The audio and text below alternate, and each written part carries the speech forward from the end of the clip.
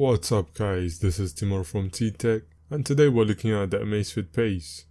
The reason I'm looking at the watch now is because it came down in price considerably since its release and can be had for as little as £50 or £70 or $80 to $90.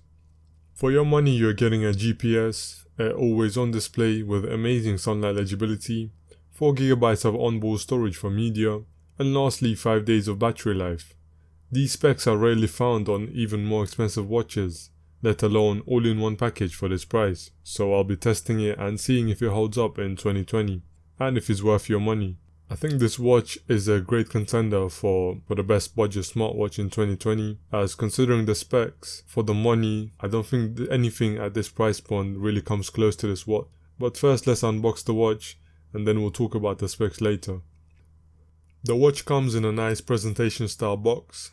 Going rounded, we have some features listed on the back. We have the usual warnings and labels. Getting inside the box, we have the watch itself. Putting it to the side, we have two compartments. The left one holds the charging cradle. This is a clip-on style cradle, so it should be more reliable compared to the magnetic ones. And on the right hand side, we have a flat, high quality micro USB cable. I would have liked to see a USB-C implementation, but for the price and the age of the watch, this is forgivable. Taking a look at the watch itself, we have minimalistic looking front, and on the right hand side we have a discrete button that is used to turn the screen off and on. It can also be used to go back to the home screen when navigating the menus. Around the back we have a heart rate monitor with 4 charging points. The bands are also quick release for easy swaps. And lastly, on the left we have what seems to be a pressure sensor. Now that we have that out the way, let's go through some of the specs. The watch has 1.2 GHz dual-core processor. The operating system is Amazfit's own proprietary OS. The display is covered with Corning Gorilla Glass and is a reflective LCD at 1.34 inches with a resolution of 300 by 300. That reflective LCD means it has amazing sunlight legibility, so the more brighter your surroundings, the more visible the watch is going to be. The watch has 4GB of storage and 512 MB of RAM. This is another biggest selling point, as you can load your media straight onto the watch and you won't have to worry about carrying your phone around. The battery is 280 mAh. Under normal use, Amazfit quotes up to 5 days of charge, and in low power mode up to 11. Once again, this is an amazing spec for the price, as even the Galaxy Watch or the Apple Watch can barely do 2 to 3 days. The watch has GPS and a heart rate sensor, both providing continuous tracking. Once again, GPS at this price point is rarely found on even more expensive smartwatches, so this is a really good feature to have at this price point.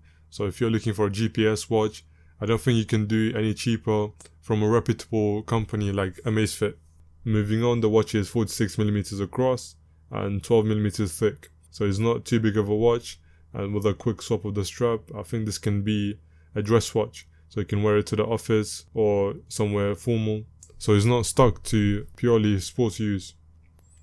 The lock-to-lock length is 22mm if you're looking for those replacement straps. Moving on, the weight is 54 grams. And the case is made of plastic at the bottom with ceramic around the bezel.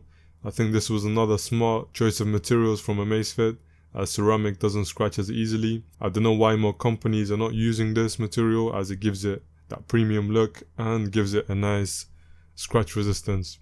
Moving on, there is Wi-Fi and Bluetooth support. And lastly, the watch has IP67 rating for dust resistance and water resistance up to 1 meter for half an hour.